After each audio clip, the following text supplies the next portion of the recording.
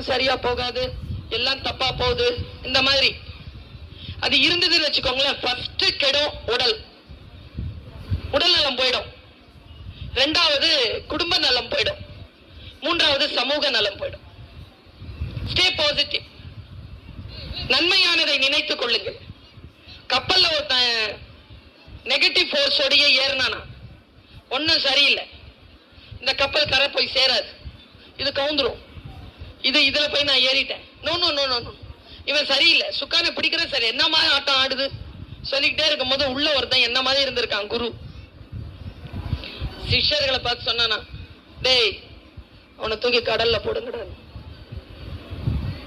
கடல்ல போட்டாங்க, உயிர் போகிற நேரத்துல புடிச்சு கொண்டு வாங்கடான்ட்டாங்க. புடிச்சு கொண்டு வந்து கப்பல்ல விட்டாங்க.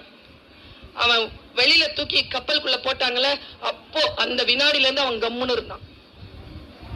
ஏன்னா கப்பல் பாதுகாப்பானது என்று அவனுக்கு தெரிந்து போயிற்று. கடலை பற்றிய பயம் அவனுக்கு உண்மையாகவே அதை விட இது சிறப்பானதுன்னு தெரிஞ்சு போயிடுச்சு.